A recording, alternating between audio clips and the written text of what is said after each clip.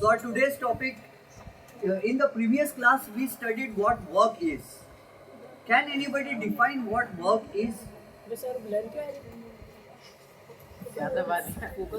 Focus हाँ sir हो गया हाँ, work is said to be done when a force applied on an object causes displacement of the object. हाँ, very good. Work is said to be done. Work is said to be done when a force applied on an object causes the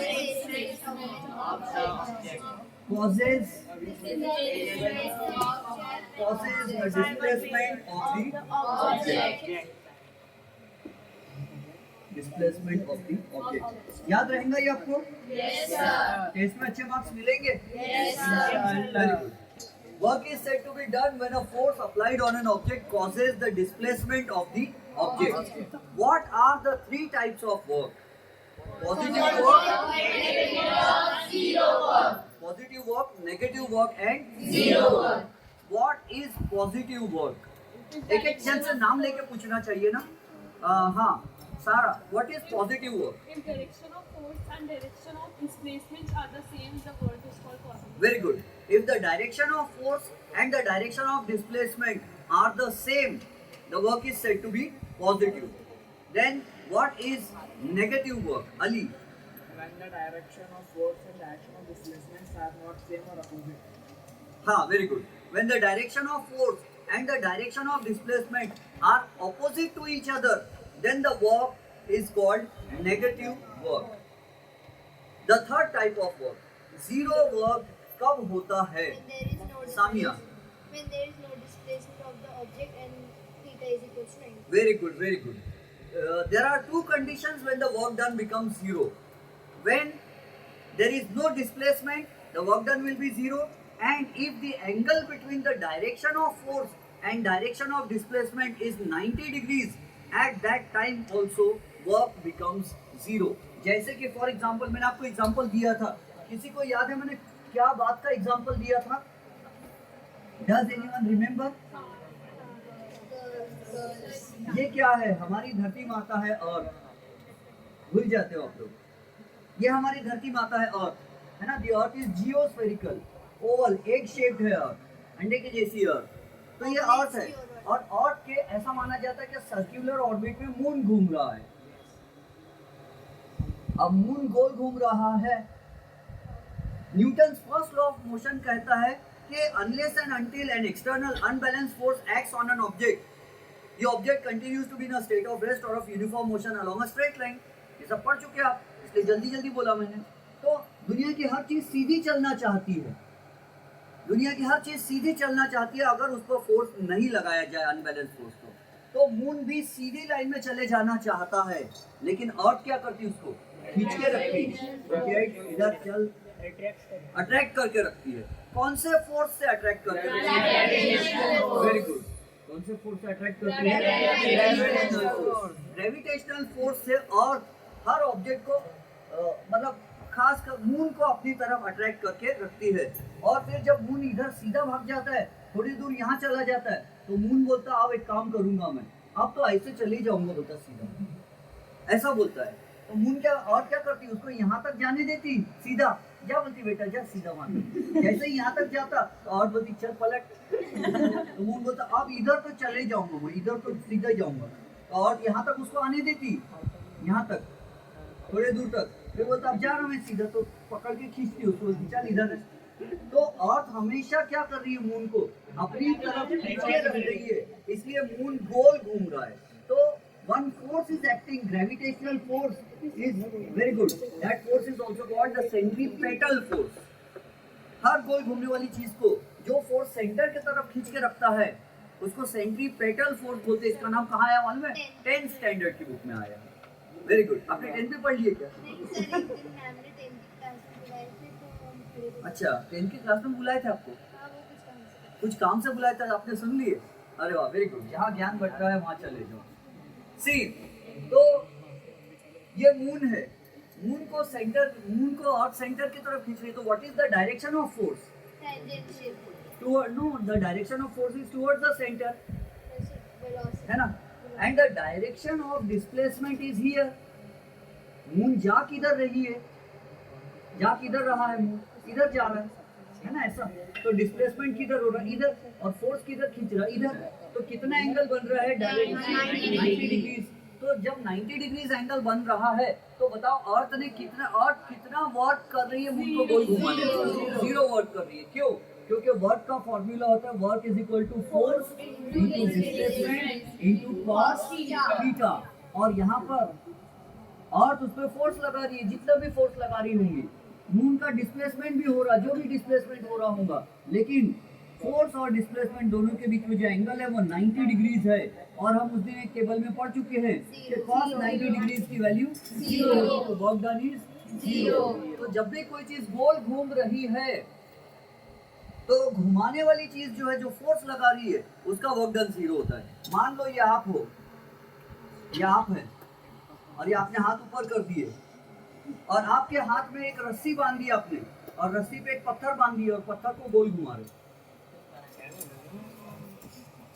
You have tied a stone to a spring and you are revolving the stone in a horizontal circle on the top of your head. What is the direction of force towards the center? अगर ये force आप ऐसा पकड़ के रखते ना, उसको भागने देते क्या, पत्थर को नहीं, खींच के रखते पकड़ के सेंटर की तरफ, एंड उसका डिस्प्लेसमेंट इधर हो रहा है। एंगल कितना है, 90 डिग्रीज। आपके हाथों में दर्द होने लग जाएगा थोड़ी देर बाद, बट आपका वर्क डन कितना हुआ, 0। ये जो गोल घुमाने वाला जो फोर्स है ना, उसका वर्क डन 0 हो गया। तो whenever the angle between the direction of force and direction of displacement is 0 degrees, at that time the work done is 0। तो दो कंडीशन है जब वर्क डन 0 होता है, तो डिस्प्लेसमेंट ही नहीं हो रहा, मैं दीवार पे बहुत फोर्स लगा रहा लेकिन वॉल का डिस्प्लेसमेंट नहीं हो रहा, तो work is equal to force into 0, displacement 0, तो सब कुछ ही 0 होगा, वर्क डन ही 0 हो जाएगा। तो जब डिस्प्लेसमेंट 0 तो भी वर्क डन 0, जब फोर्स एंड डिस्प्लेसमेंट के डायरेक्शंस के बीच में 90 डिग्रीज एंगल बनता है तब भी वर्क डन 0। ये हमको समझा क्या नहीं समझा? इतना धीरे से समझा? समझा। हाँ, ओनली गर्ल्स को समझा? समझा। ओनली एक बॉय को समझा? हाँ, आया बात समझ में आई पक्का? रोहन प्रेजेंट है, रोहन समझ में आया? अच्छा ठीक है, क्वेश्चन पूछ लूंगा तो आ जाएगा? थोड़ा थोड़ा बोल रहे हो, ठीक है, थोड़ा आधा आ जाएगा, टेस्ट तक पूरा आ जाना चाहिए। तो सी, उसके बाद कल मैं वाइवा लूंगा, क्लास में आते बराबर पहले पूछूंगा आप लोग से, उसके बाद हम आगे बढ़ेंगे। हाँ, ये जो चल रहा है टॉपिक, मैं पूछूंगा what is work, what are the 3 types of work, positive work का, नेगेटिव वर्क का, 0 वर्क का डेफिनेशन जो आज भी पूछा था और कल भी पूछूंगा। फिर उसके बाद मैं पूछूंगा what are the 2 conditions when work done becomes 0, और एक एक एग्जांपल पूछूंगा, पॉजिटिव वर्क का एग्जांपल दो, नेगेटिव वर्क का एग्जांपल दो, 0 वर्क का एग्जांपल दो, और कुछ एग्जांपल मैं दूंगा और आपको पहचानने लगाऊंगा पॉजिटिव वर्क हो रहा है या नेगेटिव वर्क हो रहा है या 0 वर्क हो रहा है ना। और फिर उसके बाद मैं और क्या पूछूंगा, मैं पूछूंगा कि वर्क का ऐसा यूनिट क्या है, क्योंकि अभी तो पढ़ाने बाकी है ना। तो अगर समझो force and displacement and cos 0, तो वर्क डन हो जाएगा cos 0 1। तो वर्क का ऐसा unit, what is work, work is the product of force and displacement into cos theta. और अगर फोर्स का डायरेक्शन और डिस्प्लेसमेंट का डायरेक्शन दोनों सेम है, फोर्स का direction f bar and displacement का डायरेक्शन s बार दोनों सेम है, तो f बार एंड s बार में एंगल कितना बना, 0 degree. If two things are in the same direction, exactly same, the angle between them will be 0। और cos 0 degree कितना होता है, cos 0 डिग्री की वैल्यू वेरी -1 या +1, इट इज 1 +1, सबका मालिक एक। cos 0 डिग्री का वैल्यू 1 होता है। तो अगर दोनों का डायरेक्शन सेम है तो वर्क कैसा रहेगा, पॉजिटिव वर्क रहेगा। तो इसलिए मैंने cos नहीं लिख रहा, हम अंडरस्टूड है, समझ जाते हैं कि हम we are talking about positive work. जिसको भी थोड़ा भी कंफ्यूजन लगे तो पूछना है, बिल्कुल भी शर्मिला टैगोर नहीं बनना है ना। जो हम लोग के पहले बोलते थे, जिसने किया शर्म उसके फूटे कर्म, ऐसा कहावत बोलते थे पहले के लोग। तो नहीं समझा तो पूछना है, और समझा तो आंसर देना है। It should be a two way communication, दोनों लोग को बोलना है, आपको भी बोलना है, मुझे भी बोलना है। Work is equal to force into displacement, सुने कभी? हाँ, अब ध्यान से समझो, वर्क का ऐसा यूनिट जूल है। In the honour of the scientist called James Prescott Joule. James Prescott Joule, नाम पूरा याद नहीं रखना है। तो जेम्स जूल के ऑनर में वर्क का ऐसा यूनिट जूल है। जैसे अपन शक्कर काय में गिनते, दुकान से खरीदते तो लीटर में गिनते या किलोमीटर में गिनते, किलोग्राम में गिनते। हर चीज को गिनने का कोई यूनिट होना चाहिए। वैसा ही वर्क को गिनने का यूनिट हमारे पास है जूल, ठीक है। अच्छा, 6:30 बजेंगे तो मुझे बता देना। फिर फोर्स का ऐसा यूनिट क्या है? न्यूटन।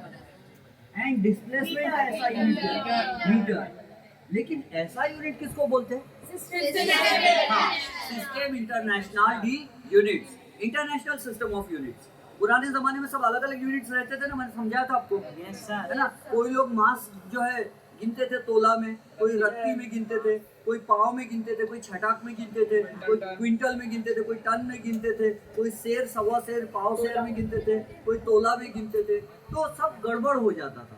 इसीलिए पूरी दुनिया के साइंटिस्ट कुछ देश छोड़ के पेरिस में मुलाकात किए और उन लोग ने डिसाइड किया कौन सी चीज़ काय में गिनेंगे। तो वहाँ उन्होंने कह दिया कि पूरी दुनिया में मास को किलोग्राम में गिना जाएगा, है ना, डिस्प्लेसमेंट को मीटर में गिना जाएगा, पूरी दुनिया में फोर्स को न्यूटन में गिना जाएगा, पूरी दुनिया में वर्क को जूल में गिना जाएगा। क्योंकि वर्क के बारे में बहुत मेहनत किया बेचारे जूल ने, और फोर्स के कॉन्सेप्ट पे रिसर्च न्यूटन ने बहुत किया। मीटर किसी साइंटिस्ट का नाम नहीं था, ठीक है। अब सुनो, अब हमने वर्क का तो डेफिनेशन पढ़ लिए। अब एग्जाम में कभी कभी आता 1 जूल, डिफाइन 1 जूल, बीच में मल्टीप्लिकेशन साइन। तो क्या लिखेंगे?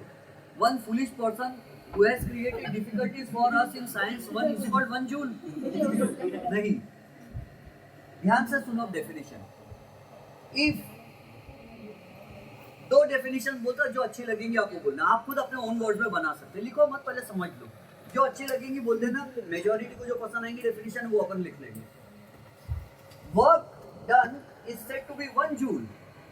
Work is said to be 1 joule if a force of 1 Newton causes a displacement of 1 meter in the same direction। और दूसरी डेफिनेशन वही है, कुछ चेंज नहीं है, मुझे आता नहीं, वही वाले बोल देता मैं घुमा फिरा। अब देखो दूसरा, if a force of 1 Newton applied on an object causes a displacement of 1 meter in the same direction, then we say that 1 joule work is done।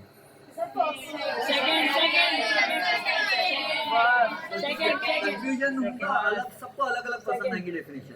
तो मैं एक काम करता हूँ, जो बुक ने बोली ना वो लिख लेंगे, इसीलिए टेक्स्ट बुक रहती है, पब्लिक का सुनना नहीं पड़ता है। तो टेक्स्ट बुक में जो दिया हम वो लिखेंगे। सी बुक क्या कहती है, मिल रहा पेज नंबर 20 पे? हाँ देखो, 1 joule if a force of 1 newton displaces an object through 1 metre, लिख लेता हूँ मैं, if a force of 1 newton, आप लोग भी लिखो। आप लोगों ने सर बुक में तो लिखा है, हाँ तो एग्जाम में भी हमको लिखना ही पड़ता है, हम ये नहीं बोल सकते। और correct answer please refer to page number 20 of the text. अपने हैंडराइटिंग में लिखा हुआ याद रहता है। If a force of 1 newton displaces an object through 1 metre,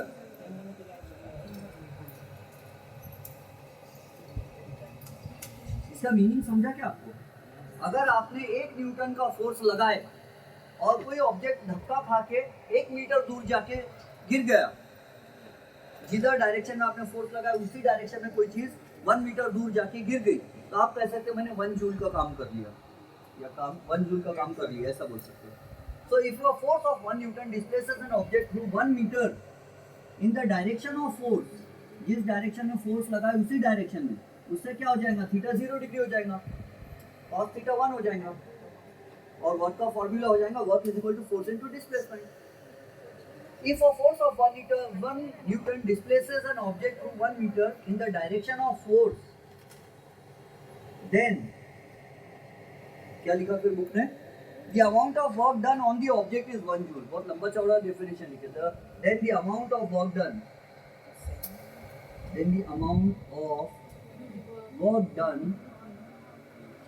is 1 joule। 1 Newton का फोर्स लगाने से अगर कोई चीज 1 मीटर दूर जाके गिरती है फोर्स की डायरेक्शन में, तो हम कहते हैं 1 जूल का वर्क डन हो गया है। ये ऐसा unit of work is joule.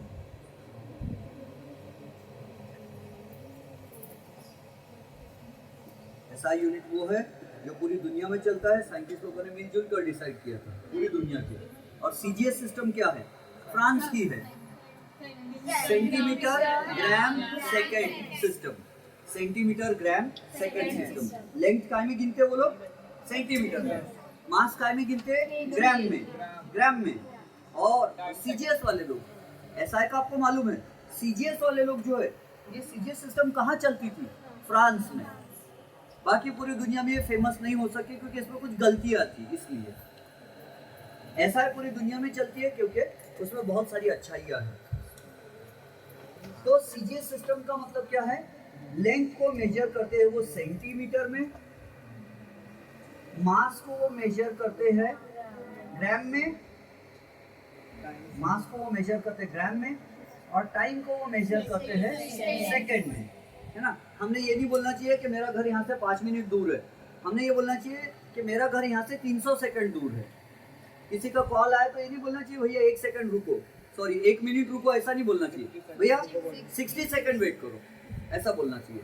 Time interval हमेशा सेकंड में गिनना चाहिए, ऐसा डिसाइड किया गया था। और पुराने ज़माने के लोग बोलते थे जिसने लेंथ गिन लिया, मास गिन लिया और टाइम गिन लिया, उसने सब कुछ दुनिया का सब ज्ञान गिन लिया, ऐसा बोलते थे। इसीलिए पहले सिर्फ क्या था? सीजीएस सिस्टम, सी यानी सेंटीमीटर, जी यानी ग्राम, एस यानी सेकंड। बोलते थे सेंटीमीटर यानी लेंथ गिन लो सेंटीमीटर में, मास गिन लो ग्राम में, और टाइम गिन लो सेकंड में। ये 3 चीजें गिन लिए तो इसी से आप पूरे फॉर्मूले, कोई भी फॉर्मूला बना सकते हैं। लेकिन बाद में पता चला कि ये तीनों चीजें आने से कुछ नहीं होता। जैसे ये क्या है? लेंथ है, सेंटीमीटर क्या है? लेंथ है। जी क्या है? मास है, ग्राम। ये क्या है? टाइम है। अब लेंथ, मास और टाइम है, और किसी ने बोला इलेक्ट्रिक करंट गिन के बताओ, तो लेंथ, मास और टाइम ये तीनों चीजें यूज करके इलेक्ट्रिक करंट नहीं गिन सकते हम। किसी ने कहा हमारा बुखार गिन के बताओ टेम्परेचर, तो टेम्परेचर गिनने के लिए हम लेंथ गिनेंगे क्या? बोलेंगे लाओ तुम्हारा हाइट कितना बताओ, बोलेंगे तुम कितने किलो के बताओ, तो फिर तुम्हारा बुखार गिनते। और कितनी देर से आए हो इस दुनिया में बताओ, तो तुम्हारा बुखार गिनते। ऐसा नहीं है। तो ये जो है ये अधूरा रह गया सीजीएस। फिर दूसरे साइंटिस्ट लोग, जब पूरी दुनिया के साइंटिस्ट एक जगह आके बैठे, तो जहाँ ज़्यादा दिमाग वाले लोग आके बैठते हैं वहाँ अच्छे सॉल्यूशंस निकलते हैं। तो फिर वो इम्प्रूवमेंट आया, लेकिन वो सब अपन को नहीं पढ़ना, अपन को अपने बुक में जितना दिया है वही पढ़ना। ये समझ में आया किसी को? तो अगर बड़ा बड़ा वर्क रहा, बड़ा बड़ा काम किए बहुत सारा, तो उसको काय में गिनते हैं? उसको गिनते हैं जूल में, है ना। अगर आपने बहुत जोर के किसी चीज़ पर फोर्स लगाया और बहुत दूर जाके गिर गई वो चीज़, तो आप बोलोगे मैंने 100 जूल वर्क कर लिया, मैंने 200 जूल वर्क कर लिया, ऐसा बोलोगे। लेकिन अगर एक चींटी आई और वो चींटी को आपने ऐसा सरका दिए, तो क्या होगा? नहीं, चींटी बहुत बेशर्म होती है, मरती नहीं। जिधर से आप फूंक मारोगे ना, हल्की भी नहीं वहाँ से, अगर जमीन पे चिपक जाए तो। अच्छा चलो, तो चींटी को हमने हल्का सा धक्का दिया और चींटी थोड़ी सी सरक गई, तो हमारा वर्क कितना हुआ? बहुत बड़ा काम कर लिया क्या हमने?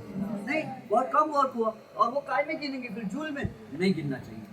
क्यों मालूम है? हाँ गिन सकते हैं, गिनना चाहिए, लेकिन जूल में गिनेंगे तो बहुत छोटा आएगा। अगर समझो दुकान में सोना खरीदने जा रहे, गोल्ड, और किलो से खरीद रहे, अगर हम दुकान वाले भैया को बोलते हैं excuse me uncle 0.001 kilogram gold चाहिए, 0.001 किलोग्राम गोल्ड चाहिए, तो गोल्ड के दुकान वाला हमको जूता निकाल के मारेंगे और बोलेंगे सीधे सीधे क्यों नहीं बोल रहे 1 ग्राम गोल्ड चाहिए कर, है ना। तो जब बड़ा यूनिट यूज किया जाए, किलोग्राम बड़ा यूनिट है, तो वैल्यू छोटी हो जाती है, और जब छोटा यूनिट यूज किया जाए तो वैल्यू बड़ी हो जाती है। तो जब हमको छोटी चीज गिनना है तो यूनिट भी कैसा रहना चाहिए? छोटा रहना चाहिए। तो बहुत ज्यादा वर्क अगर हम करते हैं, बड़ा बड़ा काम करते हैं, बहुत फोर्स लगा के बहुत बड़े बड़े डिस्प्लेसमेंट करवा देते हैं, तो हम जूल में गिनेंगे। लेकिन हम छोटा सा फोर्स लगा के छोटा सा डिस्प्लेसमेंट कराते हैं किसी चीज का, तो ऐसे समय हम वर्क को, अपने किए हुए वर्क को जूल में नहीं गिनते, अर्ग में गिनते हैं। अर्ग is the CGS unit of work. छोटा यूनिट है वर्क का, है ना। बड़ा काम किए बहुत बड़ा, तो बड़े जूल में गिन लेना अच्छी बात है। छोटा काम किए तो लोग अर्ग में गिन लेते हैं, हालांकि ऐसा यूनिट जूल है, गिनना जूल में चाहिए, लेकिन अर्ग में लोग कन्वर्ट कर लेते हैं। सी 1 अर्ग इज इक्वल टू, अच्छा आपको पता है कि Nine. Very good, dyne. Force का ऐसा यूनिट, अगर आपने किसी चीज पर बहुत बड़ा फोर्स लगा दिए है ना, किसी को बहुत जोर के उड़ के लात मार दिए तो वो बहुत जोर का फोर्स लगेगा। हाँ यस, बस 1 मिनट हो गया, अपना समय समाप्त हो गया। आपके पेरेंट्स बाहर वेट कर रहे होंगे, हमारे लाल किले आए। 1 न्यूटन, तो जो अगर आपने बहुत जोर के फोर्स लगाए तो आप न्यूटन में गिनोगे, और अगर आपने किसी चीज पर थोड़ा सा फोर्स लगा हल्का सा करके तो डाइन में गिनना। वैसे ऐसा यूनिट गिनना हमेशा चाहिए न्यूटन में फोर्स को, लेकिन कभी कभी लोग क्या करते हैं छोटे यूनिट में भी गिन लेते हैं। जैसे मास को काय में गिनना चाहिए, ऐसा यूनिट क्या मास, किलोग्राम, लेकिन छोटा सा चीज खरीद के ला रहे हैं हम गोल्ड वगैरह, हम काय में गिन लेते हैं, ग्राम में। उसी तरह फोर्स को गिनना चाहिए ऐसा यूनिट न्यूटन में, लेकिन अगर थोड़ा सा फोर्स और किसी ने डाइन में भी गिन लिया तो चल जाता है। सर डाइन भी साइंटिस्ट का नाम है? डाइन क्या है? साइंटिस्ट का नाम नहीं, डाइन साइंटिस्ट का नाम नहीं है, डाइन साइंटिस्ट का नाम नहीं है, डाइन चलता कैसा नहीं। अच्छा, और मीटर को यहाँ सेंटीमीटर कर देंगे। चलो आप वैसा ही डेफिनेशन आप मुझे बताओ, सेंटीमीटर। आप मुझे 1 अर्ग का definition, who will tell me the definition of 1 erg? हाँ Samia. If a force of 1 dyne displaces an object to 1 centimeter in direction of force, the amount of work done is 1 erg. Very good, yes, है ना। जो definition हमने ऊपर का लिखे थे उसी को हम थोड़ा यूनिट चेंज करके नीचे लिखेंगे। कैसे लिखेंगे? मीटर को सेंटीमीटर में इफ कैसे चालू हुई थी डेफिनेशन अपनी? Newton's. If a force of, हाँ तो if a force of 1 dyne, छोटी वाली definition, if a force of 1 dyne displaces an object through 1 centimeter in the direction of force, then the amount of work done will be 1 erg. समझे? देखो इसमें और इसमें definition एक जैसी है, सिर्फ जहाँ न्यूटन आ रहा है वहाँ डाइन करना है, मीटर आ रहा है वहाँ सेंटीमीटर करना है, तो जूल की जगह अर्ग हो जाता है। तो इतना कल लर्न करके आएंगे अच्छे से, by heart, by lung, by kidney, अच्छे से पढ़ के आएंगे। हाँ तो ठीक है, अभी अपन छुट्टी कर देते हैं, प्लीज क्लोज।